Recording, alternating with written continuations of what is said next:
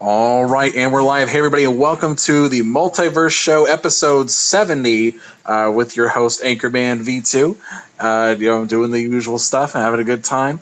We got a lot of cool topics we want to talk about this evening, but we have quite a few, but we need to introduce the panel first and foremost. Fame will be taking a back seat out this week, but we have the chief of achievements, the one true king of the North, Undead 3XVI. What's going on? Glad to be back on the cast again on a Monday. It is Monday. It's holiday here, so I'm all over the place. I'm stuffed full of turkey and I'm sleepy. So,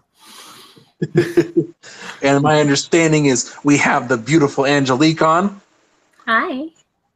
Oh, finally, this has been a 6-month endeavor to get you on the show. Finally. We will have more time. We will take advantage of this situation as much as we possibly can. So, going on with the rest of the panel for the evening, we have your Italian companion, Mr. Mike Pete Truth. How you doing, sir? Yo, what's going on, guys? It's Mike from the Inner Circle, and I'm just here to make a proclamation. We're going to have a great show for you guys tonight, so thank you for coming. Oh, boy. Right. And we have the man, the myth, the legend, the Mr. Caesar of cinema, Mr. James Wilson. How are you doing today, sir? I am very tired, and I'm very excited to be finally joined by another British person who works for Tick. But yes, at James_S Wilson on the tweets if you want to come talk to me about films, Radiohead, and what you thought of Blade Runner. All right. And we also have a guest for the evening, Matt. How are you doing, sir? Hey, I'm good. Thanks for having me. Thanks for being here.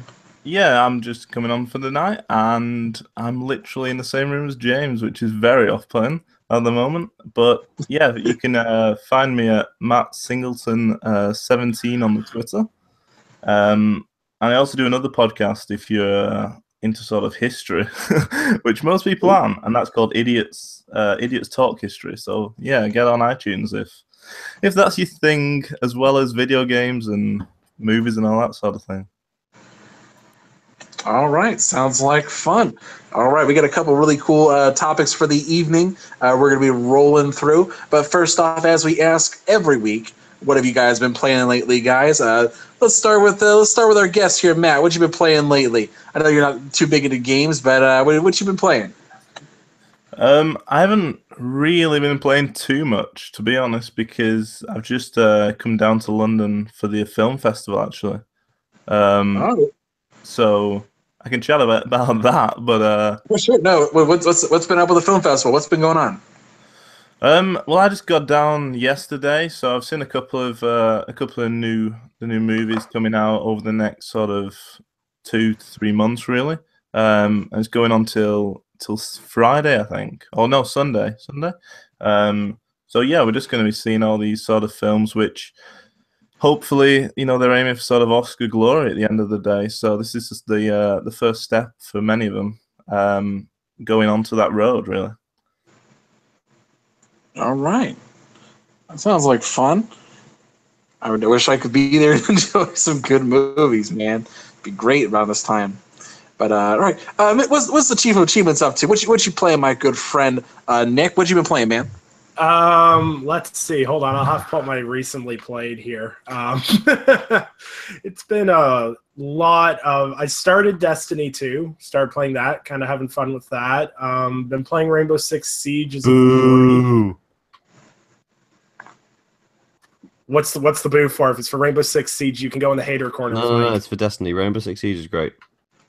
Okay. You are Mike's in that corner. Mike's in that corner by himself then. I've 100%ed all the achievements on Brothers, A Tale of Two Sons, Virginia, Numa, Breath of Life, The Park, Gone Home, Nutjitsu, and there was another game too.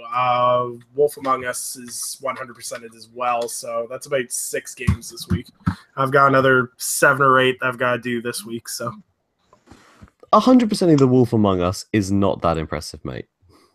It's the hardest of Telltale games. That is just completing the game. Hey. I never said they were hard completions. I'm just saying I finished it. You were the ones that bought that Avatar game. Oh, hell no. I've got some taste. I was not paying $59 for a 1,000 gamer score. I have my limits. I'll spend $5. I'll spend $5 for a 1,000 gamer score game. But beyond that,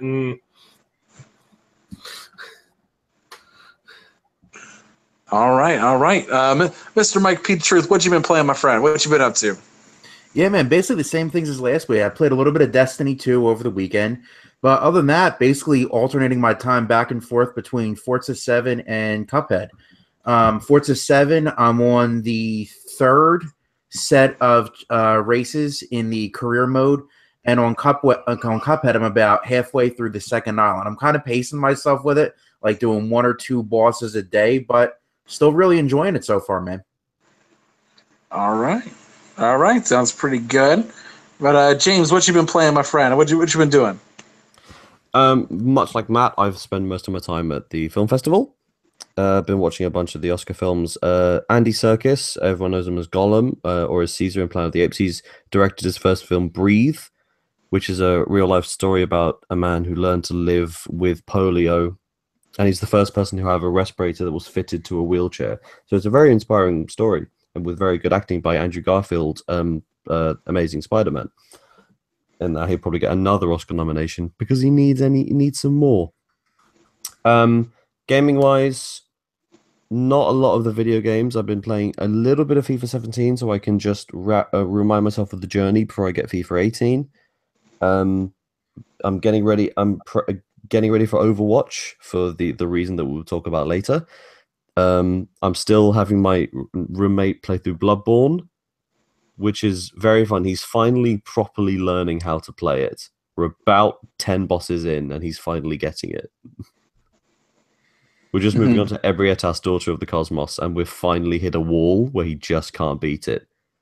And so I've chosen to step back, and I'm going to let him deal with this for the next week. All right. Sounds pretty good. Oh, and I'm getting ready to finally start my own Dungeons and Dragons group starting tomorrow.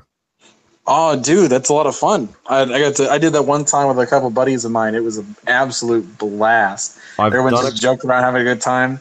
Yeah, I've done a couple campaigns before, but this is my first time as DM. Ooh. Which is good for me. Yeah, I can do all the different voices of every different person. Ooh. Sounds like fun. All right. So let's get on to Angelique. I know you're sitting here. What you been playing? Just kind of like my typical things, so like Fallout, Far Cry Primal, Skyrim, Alice the Madness Returns. Yes, Fallout. Yes. Buttering the sole reason I wanted you on the show. I love my Fallout.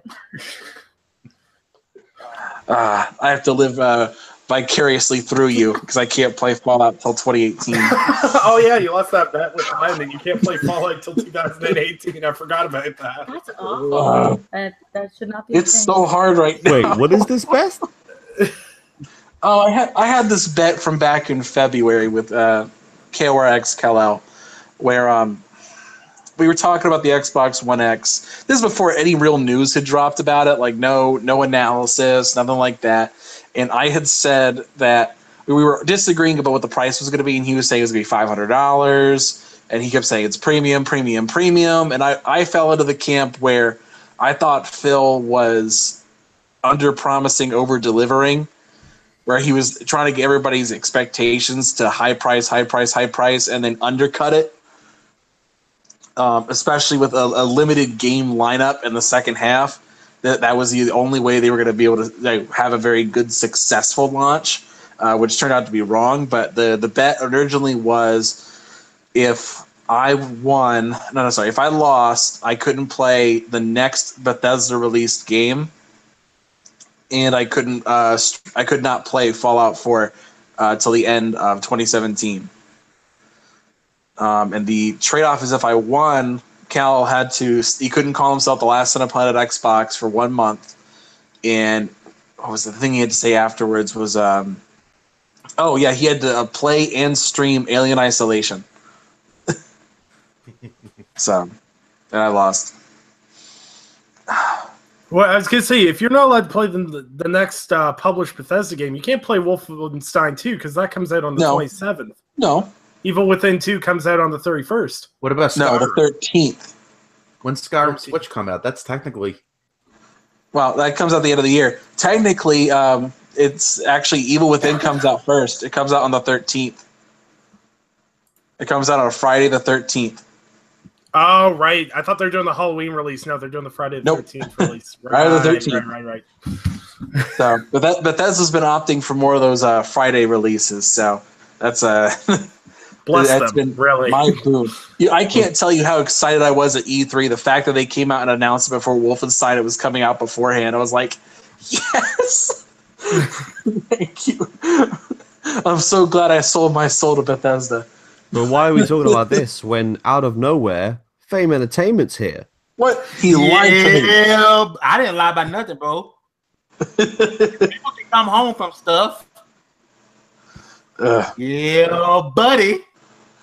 How you doing, Fame? Give us your intro, man. What you been playing? What are you doing, my friend?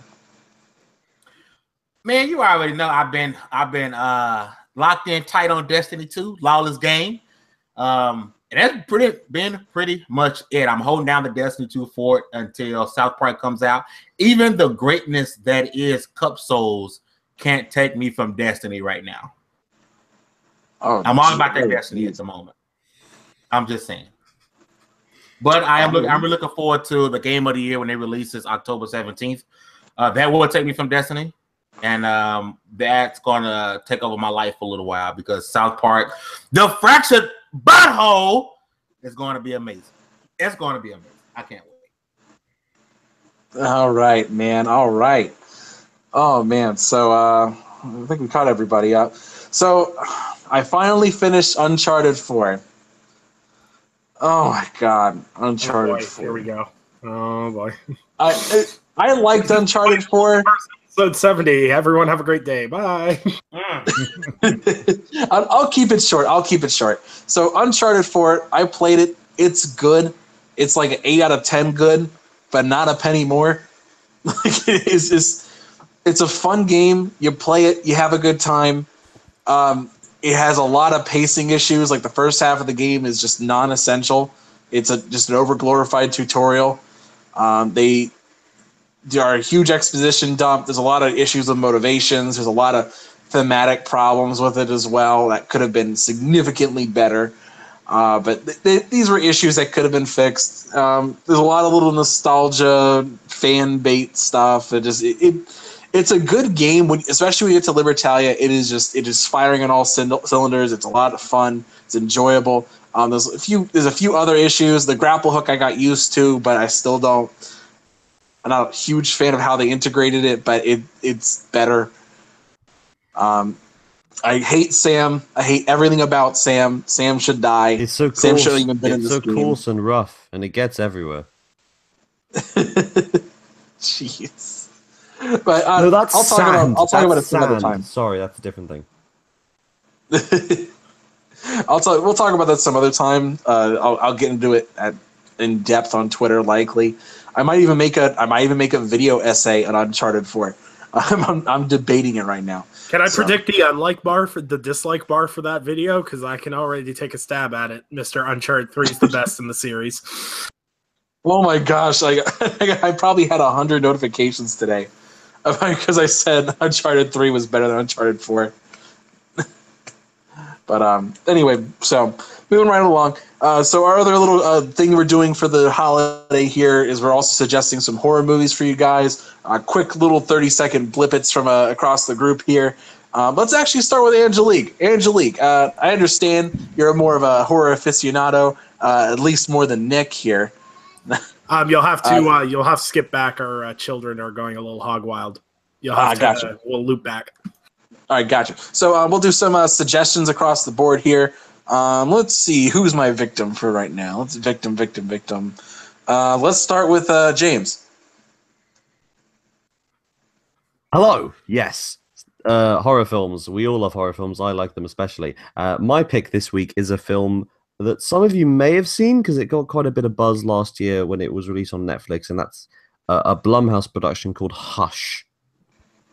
I was a big Hush. I was a big advocate of this film when it came out because it was just so surprisingly good. I even put it in my top 10 films of the year. I thought it was outstanding. I showed it to my flatmate and to Matt, who had never seen it last night. To my Matt, I showed it to Matt, and I forgot how much I loved it. And I love, you know, the thing when you really like something and two other people are even more engrossed in it than you are. It was so fun to watch them watch it.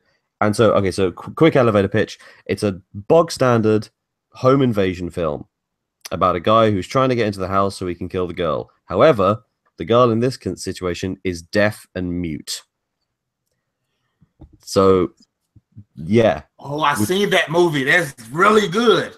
Yeah, I could vouch for that. It really is a good movie. So good. People often confuse it with Don't Breathe, which is a different film altogether. Yep. But this is, I believe it's available on American Netflix as well as UK Netflix. Yes. It's about Yes. it's about an hour and 20 minutes. It's really short. It's what every question you can think about that scenario does come up and is addressed, and stuff that you won't even consider happens. And the tension is so brilliant. For me, it was a really, really, really good horror film that came out last year. It's more of a thriller, but it's got definitely a horror element to it. So yes, Hush is my pick, and I think the director just directed another film called Gerald's Game, which is a Stephen King adaptation, which is on Netflix right now. All right, Mike, what you got for me? All right, so I have one, and then I have a backup. Would you guys consider the Mothman Prophecies a horror movie? Sure. All right. So that would be my pick for this week. Then again, it's one of those movies where it kind of, I feel like, walks the line between thriller and horror movie. So Mothman Prophecies, we actually just watched it again last night, is a 2002 movie starring Richard Gere, and basically it takes place in Point Pleasant, West Virginia, in the 1960s. And there's this creature, human-like creature that's called the Mothman. And his deal is he basically shows up whenever there's going to be some type of huge disaster that takes place where a lot of people die. So he informs the residents of Point Pleasant about different events throughout the course of the film, and eventually it all leads up to a disaster that occurs in the town where the film takes place, and it's actually really, really good. The acting's good, and if you haven't seen it, then I would highly recommend it. It's got a Rotten on Rotten Tomatoes right now. I don't agree with that at all, because I do think it's a great movie. Yeah, horror movies generally straddle the line for Rotten Tomatoes. It's because everyone, for whatever reason, everybody has a different interpretation of what is a good horror movie. It's some people like more of a thriller, some people more like the psychological aspect, and so it's all over the board. It's a little harder for those kinds of movies as opposed to blockbusters to judge it by Rotten Tomatoes. So. Fair enough. All right, let's see who we got. Is Angelique back? Yep, she can take this part over. All right, take over. So in the spirit of it being October and Halloween, I'm going to recommend Trick or Treat, which came out in 2008. It's kind of like a mix-up of a couple stories that all somehow intertwine. And it's really good. I watch it every Halloween. I'd highly recommend it. It's got like werewolves and murderous little kids. Oh, it's like one of those anthology ones, right? Yeah. Or not anthology, but it's like the collection of short stories. Yeah. Yeah, an anthology. Yeah, anthology. Oh, I thought for whatever reason I couldn't remember the word exactly, but I was right the first time. All right. So I guess I'll go next. So I had my one. Actually, this was on Mike's suggestion. He gave me a couple weeks ago, and I watched it because it hit Netflix. So I watched Clown. So I just watched it last night. So it's very fresh in my mind. This movie came out a couple of years ago. I want to say in 2016. Yeah, it came out in 2016. The basic premise of it is it's an Eli Roth film, so it's very graphic. It's the basic premise is like a dad, like a clown cancels on his his son's birthday party, and so he finds like this thing in an old house. He's like a realtor. He finds like this old like a clown suit, and he decides to dress up as a clown to go help his son. So he goes dressed up as a clown, and he realizes he can't get the costume off, and it's like slowly constricting on his body. Good movie. And like he realizes like actually clowns are an evil Nordic demon, and that the suit is not actually a suit, it's actually a demon's skin, and it's just like now it's taking over his body, and he has to like kill children and eat them, and it's this very graphic movie. It's a fun little premise. It's decent. It's just different enough where it's just a fun little concept. I don't feel like they explore it nearly as far as they need to go, but it's a good watch. It's different. So I had a good time watching it. So that's my suggestion for the week. So let's see. Matt, you got anything for us? Yeah, I was going to recommend the 2015 film Green Room. So basically, it's a story of a young punk band. Basically, just have like a battle at the end of the day with some white supremacists. So they're on a tour, and someone gets them a gig at this venue that happens to be a neo-Nazi club.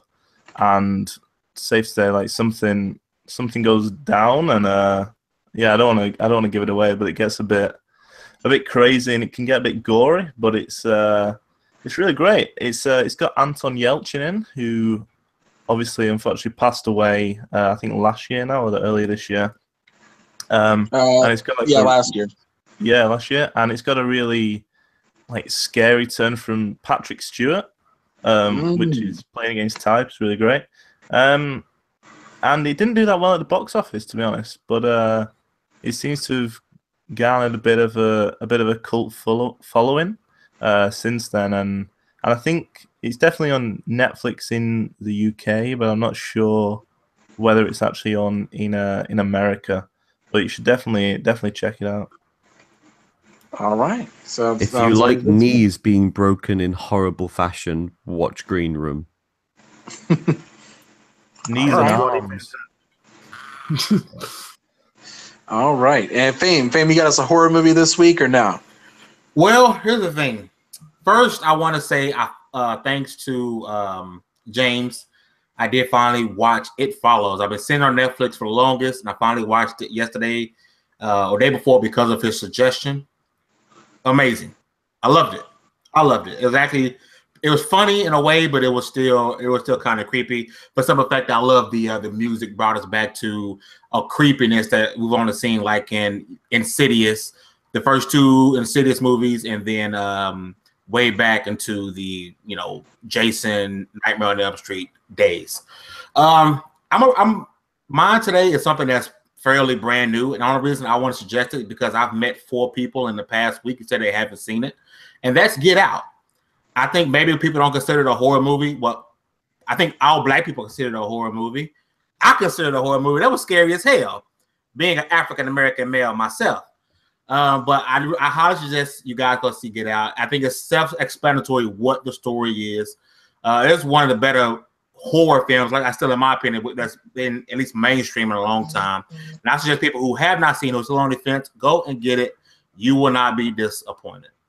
I thought Get Out was great. I just think a lot of people don't appreciate it because it was a different type of horror movie than I think what a lot of people are used to. Yeah. Yeah. Just following on from that, I'm very glad you liked It Follows. That's awesome. It was so good. You know what's crazy? The whole time I had a suggestion for them to. I don't want to spoil it. I had a suggestion for them, something for them to do, and they did it at the end. I was like, finally! I've been saying this. That's the easiest solution to get rid of it. I know exactly what you're talking about. It's to do with a bed, isn't it? Yes. Yeah. It's like Jesus. Sorry, I just mimed to Matt across the room what they did because we watched it a couple nights ago as well. Because I'm showing my roommate who's never seen any film ever. So it's horrible. It's an incredible movie. You guys definitely need to go check out. And also, when I'm talking about Get Out, we both really, really like Get Out. When we did our top 5 films of the year so far back in June, Matt had it at number 3. Yeah, somewhere about between 3 and 5. Yeah, and I had it at number one. I think it's the best film that's come out this year. I think Baby Driver is the only thing that might take it. That or Ghost Story, but it's I can't see Get Out not being in my top three by the end of the year. You know, Get Out, I love such a good film. I love the ending, but the alternate ending is what I expected. I don't know if you guys ever seen the alternate ending. The alternate ending is what I expected, right? But that's the genius of the alternate ending, though, because it's what you expected to happen is not what happened. Yes, that's where it all sinks in, and the message of everything really comes through. Because I watched on your request as well. I watched Get Out. And the first thing I tweeted you, I can't repeat on this podcast, but yeah, it's really a good movie, definitely. I'd classify it more as a thriller, but again, this is more. Horror movies have this huge swath of what counts in that genre: thrillers, the psychological horror, to torture porn or whatever. It's all in there, so. But anyway, we got to get right along. We got a couple of talks we need to go quickly through. One thing I just kind of want to breeze over is Blade Runner. So, James, you saw Blade Runner, right? Yes, this is correct. I did see Blade Runner. All right, give us your quick little 2-minute review. Right.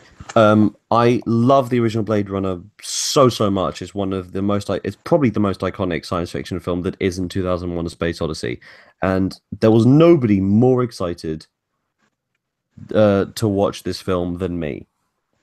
You can imagine my disappointment when I left, and there's something in there that just wasn't right.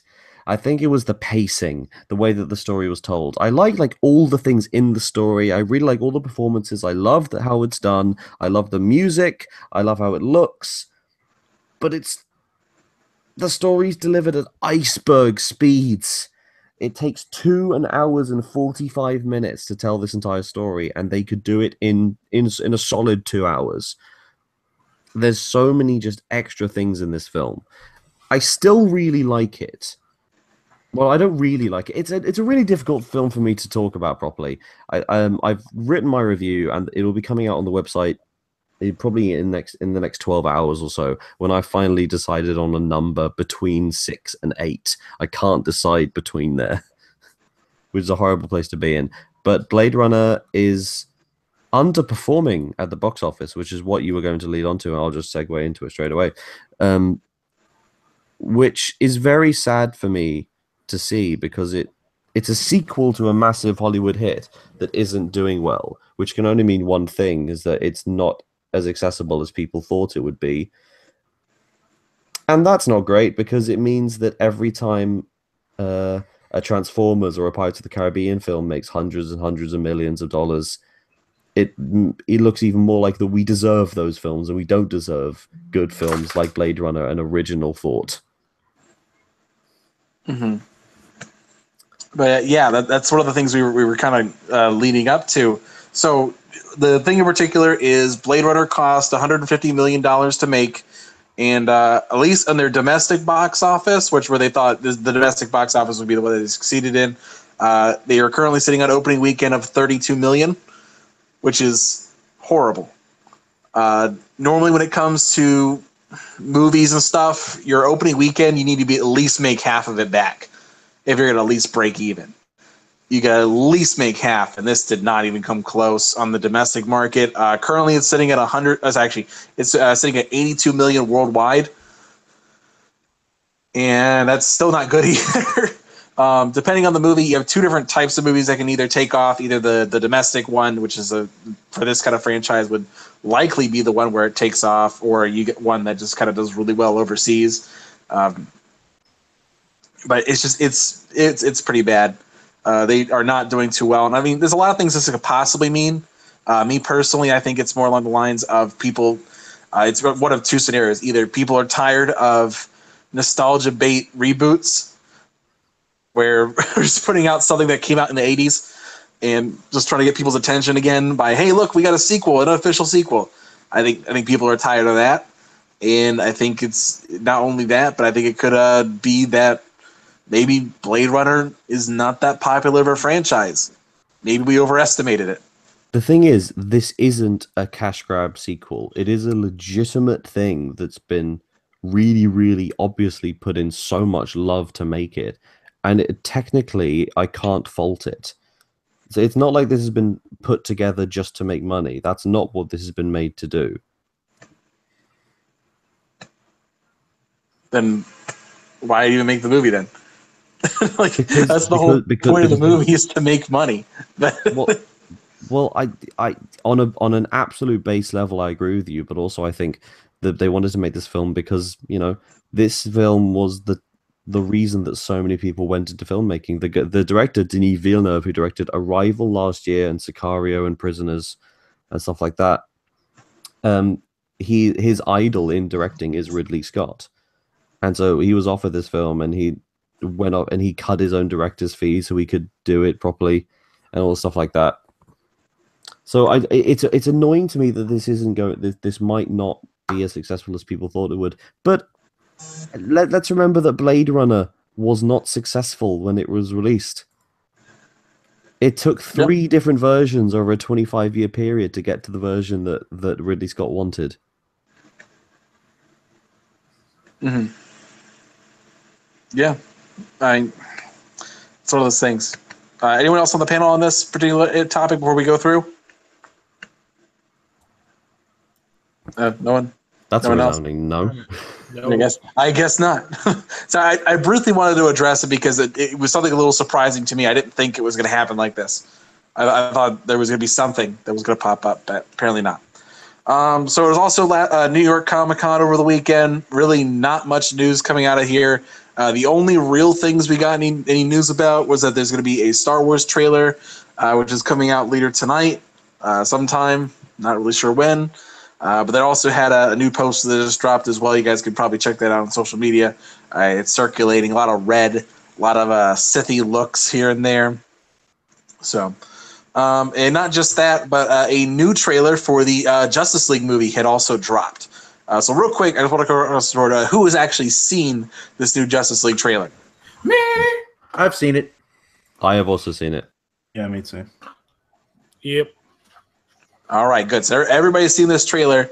A brief cut of it. It's basically the same kind of action cut scene. The only thing it starts off with is Amy Adams, Lois Lane, fondly looking for Clark, and then it just kind of cuts into this "We Could Be Heroes" montage with some action scenes and such. Pretty standard superhero stuff. But something very different about this one. It feels very bright. It feels actually hopeful. It feels different. I think that it kind of symbolizes the Whedon feel of, okay, it's coming together. This is different than what we saw from the Snyder cut, at least in terms of trailers. So I kind of want to go briefly around, just kind of get some just brief, like 30-second impressions from the group here. We'll start with Nick. What do you think about this? Oh, I enjoyed it. Trailer looks good. You can kind of see where the different styles are mashing together. Like you can kind of tell what Snyder's done and what Whedon's done. But I don't know if they can save this train wreck of a film and just make a semi-decent film out of it. I'll be color me impressed. But I'm still interested in the film because it's just hopefully going to be a good movie. All right. Matt, what do you think about this? Yeah, I quite enjoyed the trailer, but I don't actually think it was as bright and as cheery as maybe a few of you guys did. I thought it was still a bit dour. I know there's a lot of everyone sort of smiles at the camera in this one at least once, which was an improvement. And yeah, I definitely think you can sort of see a bit of the Joss Whedon influence as he talks about it. But yeah, I'm still not getting my hopes up too high for this one, to be honest. After sort of the crushing disappointments previously, so I'm on the fence, but we'll see what it's like come November. Mm-hmm. All right. So, James, what do you think about this trailer? I'm with Matt. I actually quite liked it. I really didn't like the trailer that came before, but again, I agree with you. It does feel more hopeful. The Whedon influence is evident and stark. Not that stark. That's a different franchise. That's what you pay me for. I get the good gabs in. That's what I do. I like that it's very obvious that they focused a lot of it on Wonder Woman, which I am all for, because Wonder Woman was great and Gal Gadot is amazing. Yes. She is just Wonder Woman. Matt and I have a theory because we think there's a shot in the trailer of Darkseid destroying Themyscira, and we think that will be the opening sequence. We think it'll be a cold open. Themyscira will be completely destroyed, and that will set off the events for the whole thing. But overall, I like the trailer a lot, and I can't wait to see it on a proper big screen in a cinema. Probably tomorrow. All right. Fame, did you get a chance to check out this trailer? Yeah, I saw it. I really liked it. Unlike a lot of people, I wasn't hard on, Snyder's sort of darker doom and gloom type of series. I mean, I liked it that it was completely different from the happy-go-lucky Marvel Cinematic Universe. Like I said, the trailer was good. My only issue with, I guess, the upcoming movie in general is the fact that I don't feel as attached to these characters in the cinematic universe as I did with Marvel, for the simple fact that everything gets so rushed. We got Batman vs Superman, and hey, here's the Flash, and he's just this goofy kid. But you know about the character, but we don't know how they're going to interpret the Flash. Right now, he seems like this goofy kid who's going to make a bunch of jokes that we're not going to laugh at.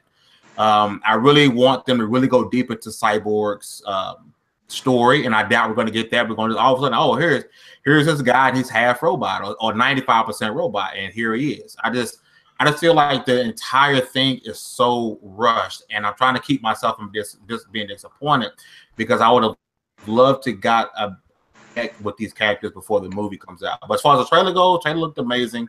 It looked great. I'm super excited. Like James was saying, Wonder Woman is, oh my God. Like, I'm about to hit that. No, I can't say that on here. I said tomorrow double XP. But Gal Gadot is amazing.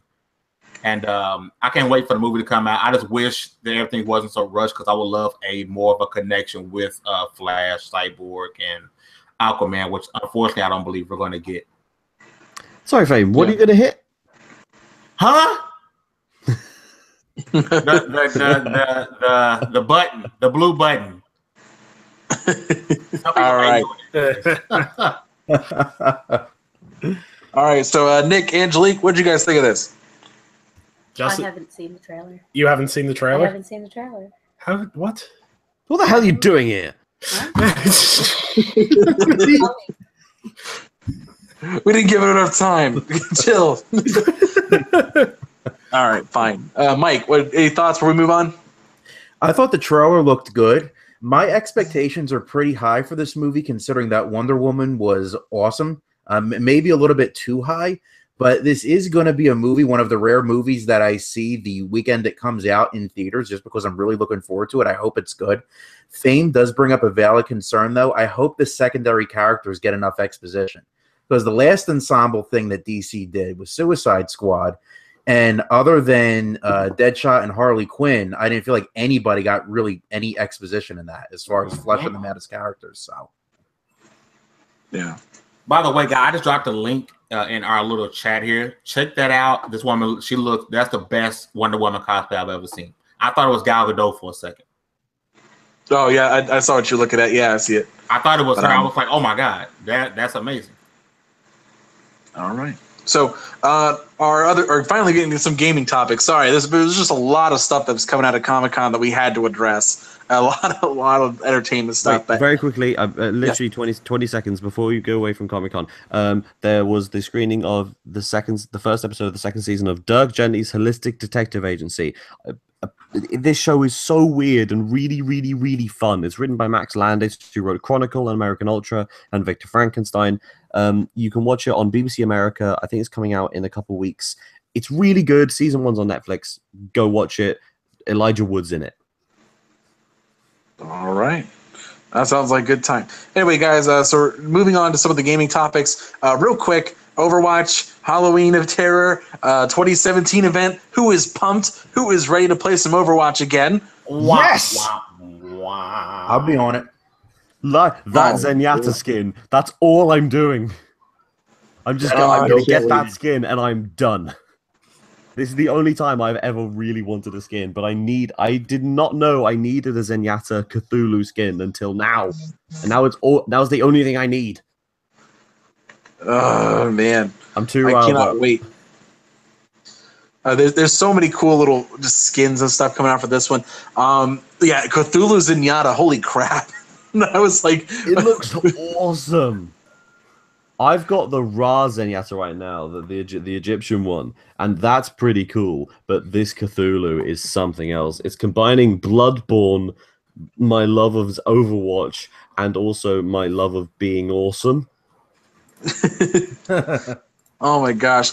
My whole thing was like, I like how they're handling events nowadays, because now what they're doing is whenever you have like a skin from the last year, if you want to get that skin, like they put it on like a super sale with the in-game credit stuff that you can only earn through loot boxes. So it's like, yeah, I've been saving up for this one. I'm ready for my Roadhog skin. I'm finally gonna get it.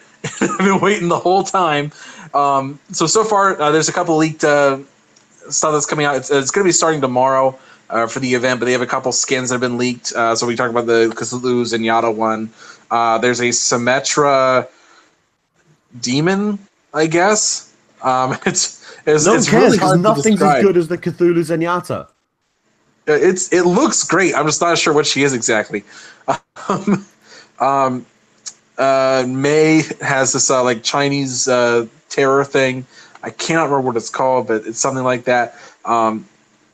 We also have the Vampire Reaper skin, which is they showed off a little bit of that, and it looks like a Vampire Hunter McCree, like a Van Helsing McCree, which looks pretty dope as well. But we haven't seen all the rest of them yet for the other ones, but those are the ones we have confirmed so far, which look pretty dope. Anyone else who be playing this? Nick, Mike? Yeah, man, I'll be playing. Overwatch, that game that's my overused disc coaster. Yes, that one. Oh God, your hatred is strong. No, I'm sorry. The last event in Overwatch, I spent probably about 46 hours playing Overwatch, and I did not get a single skin from the event. So honestly, Blizzard can kiss my. Oh boy. All right, so Mike, you're playing this. What do you think? Yeah, man. I'm definitely going to be checking it out. I'm pretty much on the same wavelength as James. Like, once I get that Cthulhu skin for Zenyatta, and I'm not even a Zenyatta player, but that skin just kicks ass, man. But I'm definitely going to be on it to check out. Overwatch always does a really good job with their seasonal events. I haven't been on it, honestly, in a couple months, but this might just be enough to bring me back to it. Yep, and this is why it works. I feel like this is something that is really awesome that they do with this community. It's really enjoyable. It's something I wish more games would do. These seasonal events get people back into the game, even for a short period of time. Like even back like earlier this year, I really enjoyed how GTA 5 had like their holiday event. I like how Overwatch does their events as well. It gets you into the mood for the season, and it's fun. And it's not. It's just enjoyable. It's a good time. I love it when games do that. It really just kind of brings the game to a whole other level that just interacts with fans. I really dig that, man. It's awesome. I like getting down with that. So, also let's see. Anything else about this one? I mean, it kind of finishes up with Overwatch, but our main gaming topic for the evening, and we'll get into that one. It's about loot boxes. So. Loot boxes have been coming into fire lately, namely because of it's that time of the year. New games are coming out, and now loot boxes are kind of like the microtransaction du jour of publishers. This is the one that everyone's kind of going into. It used to be packs, and it kind of evolved into loot boxes a little bit more. It's been going on all this generation, but now it's finally come to a head, and partially to blame for Overwatch for getting real popular. So there you go. But real quickly, I kind of want to get the room's impressions of when it comes to loot boxes. What are your guys' thoughts as far as microtransactions go? Assuming the let's say loot boxes for all of your upgrading, loot, not in terms of like leveling up, but just how you get them. Assume like a Overwatch Battlefield kind of mix for loot boxes. What are your thoughts when it comes to this particular type of microtransactions? Do you like it? Do you engage in it?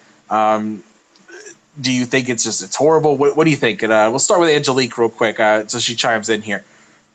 I was gonna say she's dealing with our children again. Oh, children. Okay.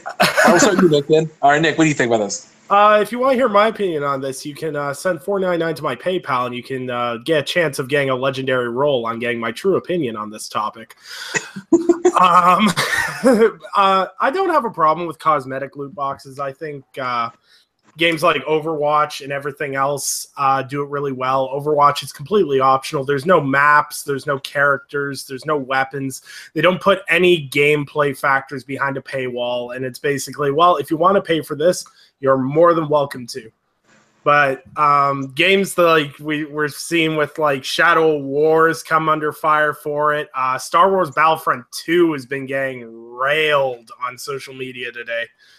All these like where you're getting guns, damage boosters, everything else. I had a lot of problems with it back. The first game I remember that having loot boxes on consoles was Call of Duty's Advanced Warfare, and the loot boxes in that were awful because there was literal guns that did like 4 to 5 damage more than the base guns. And if people got those guns, you'd go into a lobby and everyone would be using that variation of gun. If you didn't have that gun, you'd lose 90% of your gunfights. So you're like, well, guess I'm going to have to get some loot boxes so I can do this. And I really hate that model. They say the reason why there's loot boxes now in single player games is because it's more expensive to make AAA titles and everything else. I think there's different ways they can monetize AAA single-player games than loot boxes. Loot boxes should not be in single-player games. They work for multiplayer and everything else, but I just don't think they have a place in single-player AAA experiences. Mm-hmm. All right. So, Fame, we'll come back. Fame, what do you think about this whole issue? I'll be right back, guys. Just continue without me real quick. For me personally, I think Undead has said it. If it's just cosmetic stuff, it's fine with me. Even if the other stuff is stuff you can get in-game without having to purchase it, I'm fine with that too.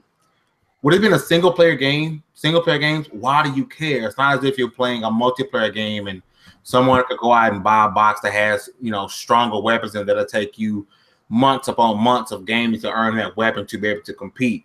That's different. Something like Shadow War, it's a single-player game. What is it a cry about? Forza, the whole Forza thing, I think, was blown out of proportion. Unless you can buy stuff in a loot box to get you stuff that gives you a competitive advantage in a multiplayer game, there isn't a big deal, and this is another issue of gamers complaining just to complain. I personally don't really have an issue with loot boxes. You got the funds, you got the funds. If you don't, you don't. If you can earn it in game, earn it in game, and move on. I think people are just crying for nothing, and I have no issue with it. If I don't want to spend no funds, I don't have to spend no funds. Do I still get my entire $60 experience? Yes, so I'm fine with it. It's all a matter of, do you want to spend money?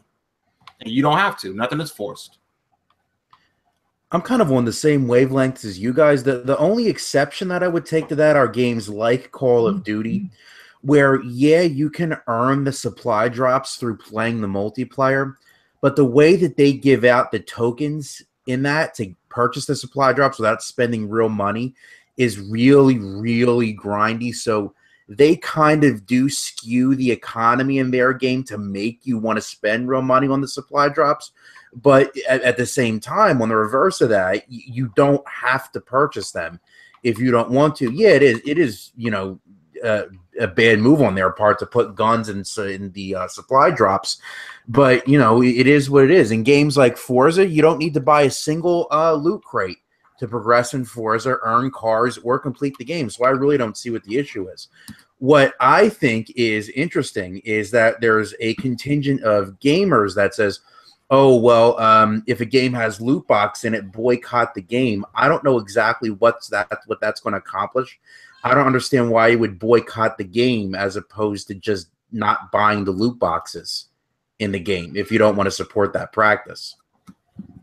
Well, they don't want to support the companies and the practice as part of that. I don't really have a problem with loot boxes that don't impact the competitive nature of a game. I have a bigger problem with pre-order as a concept. I think is screwed, but that's just my personal belief, and I know that I'm in the minority there.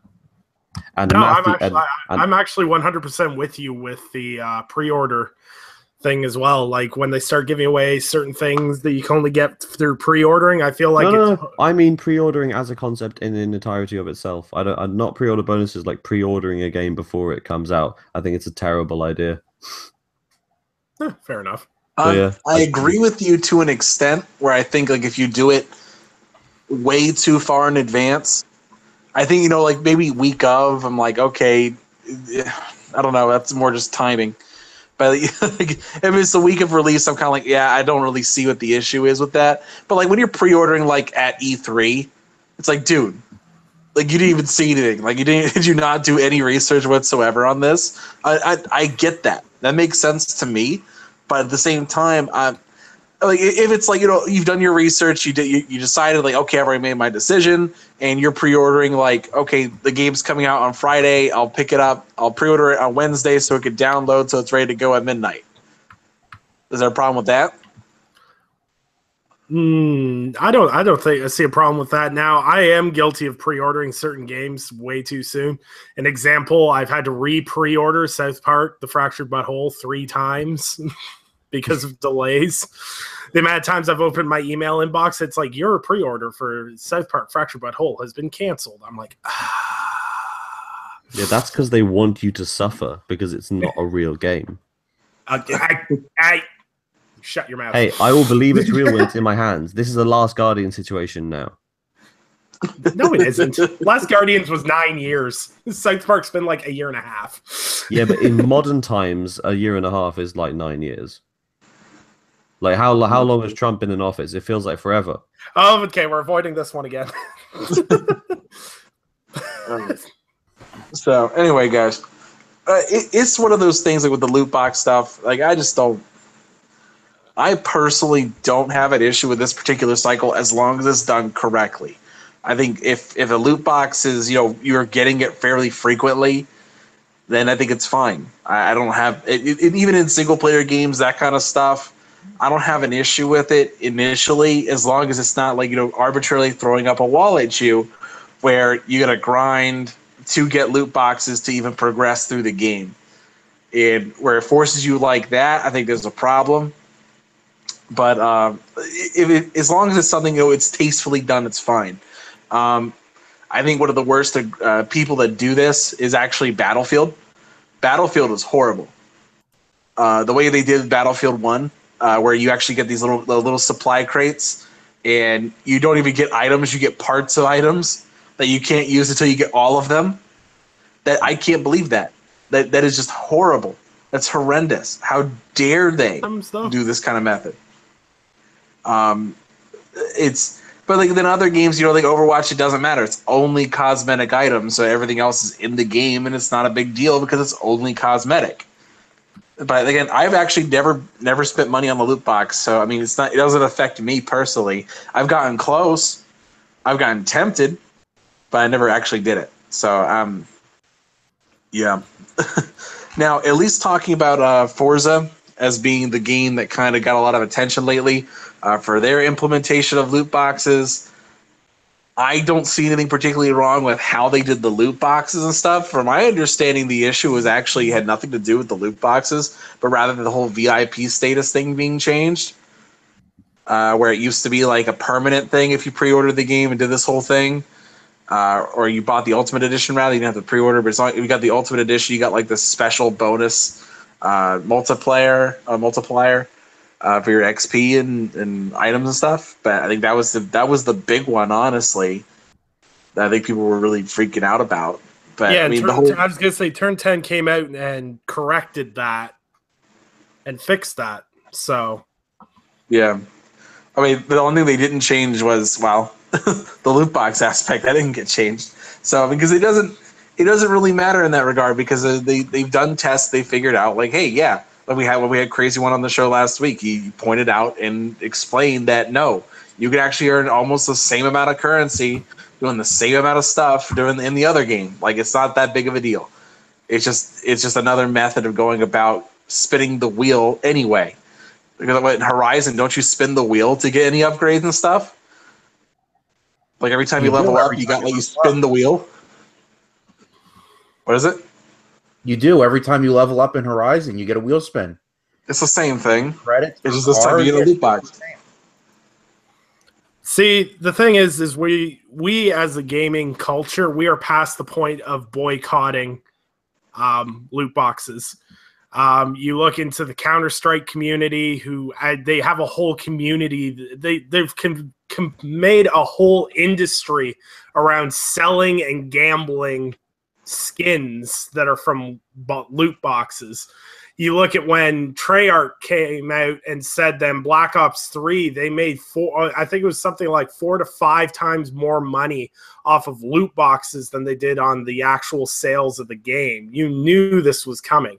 If you think single player AAA devs or not all devs are going to jump in on this opportunity to potentially make a lot more money, they're crazy.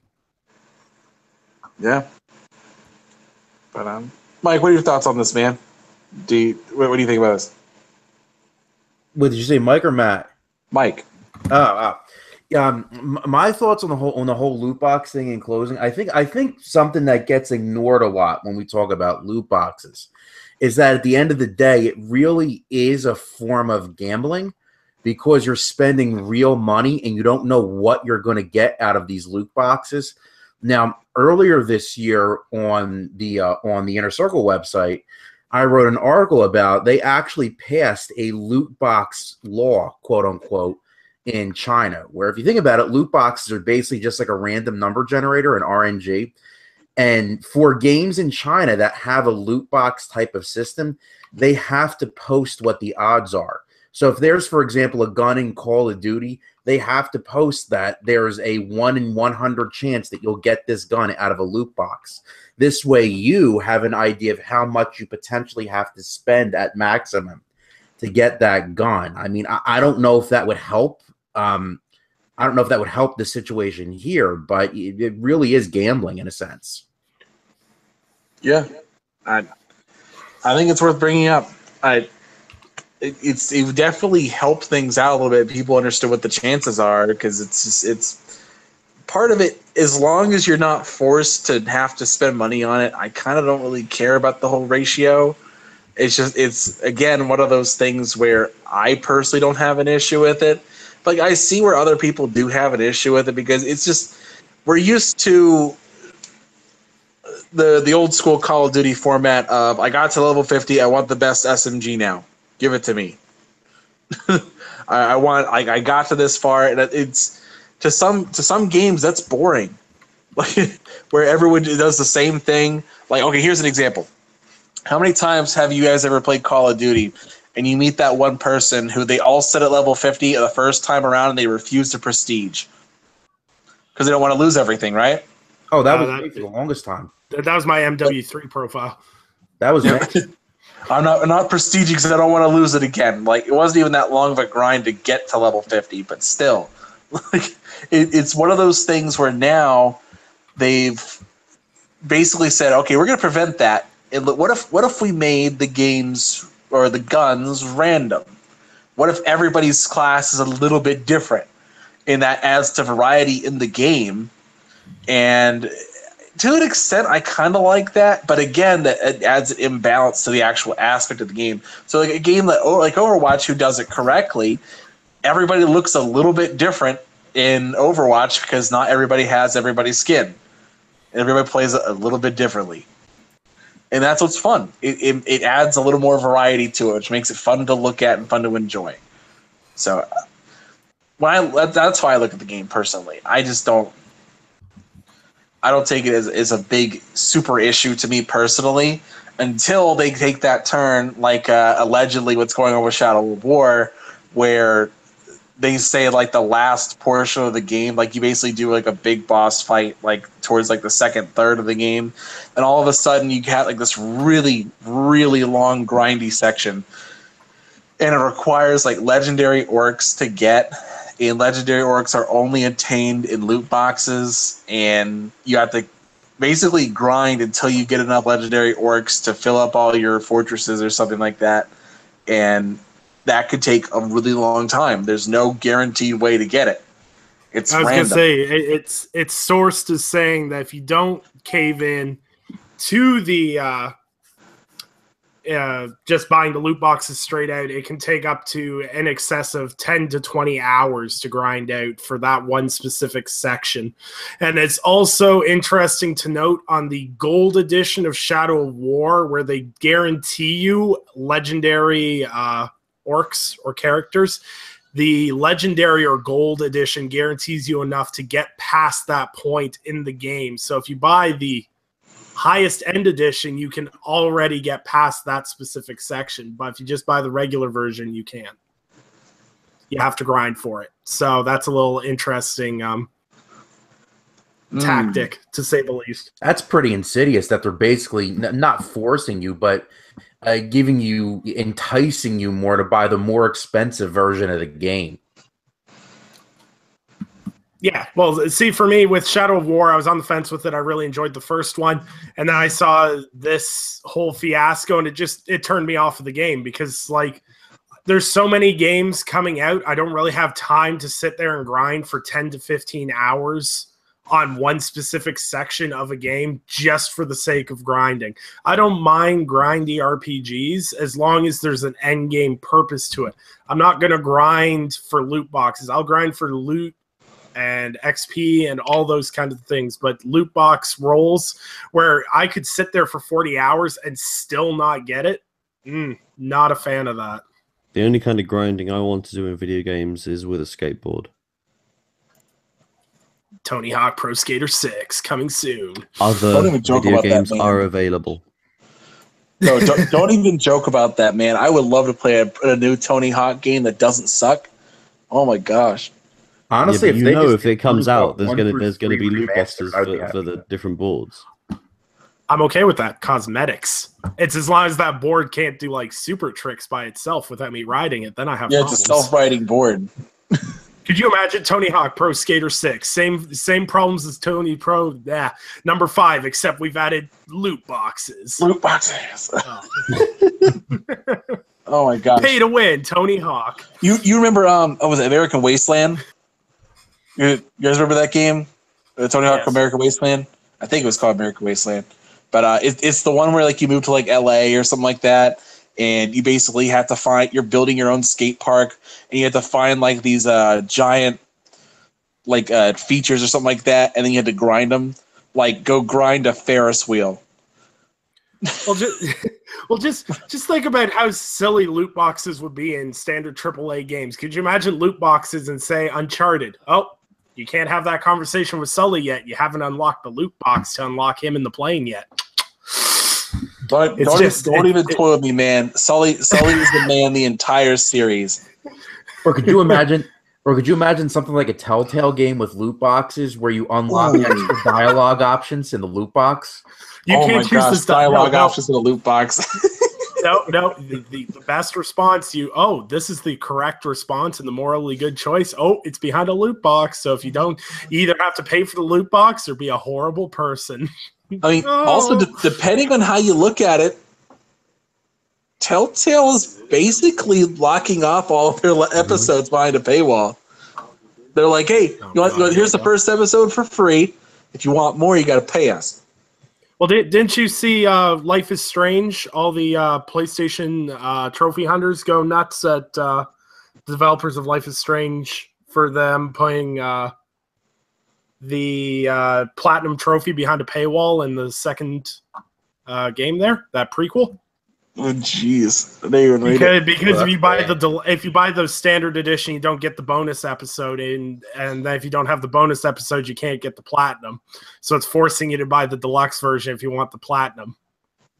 That's very. So there was actually people were freaking out about that. I was like, I was gonna buy the deluxe edition anyway because it's a good game, but. This is very sneaky. And speaking of things that are sneaky, that rhymes with that word, Matt and I are very sleepy. And We've got to get up and do more film festival stuff at like 8 tomorrow, and it's 2 already. So we are going to go to bed right now.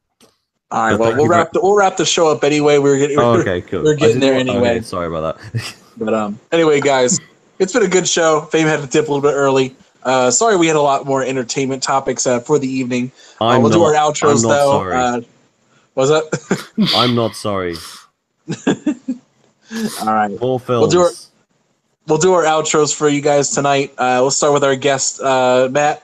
Thank you for showing up. Sorry, a couple gaming talks we had to fit in there, but thank you for your input, sir.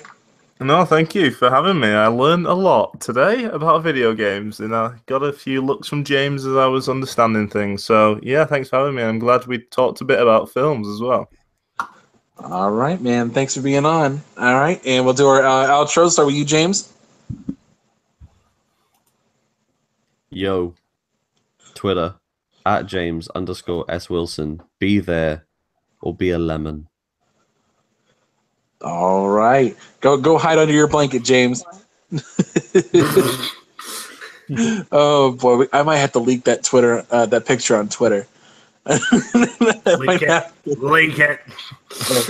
We might have to. But also, let's do our outros. Mike, where can good people find you at? Yo, what's going on, guys? Thank you for tuning in for another episode of the Multiverse Show. You could find me on the Inner Circle at ticgn.com. Also on Twitter, Xbox, PlayStation, Nintendo, Steam at Mike P. The Truth. All right, Nick.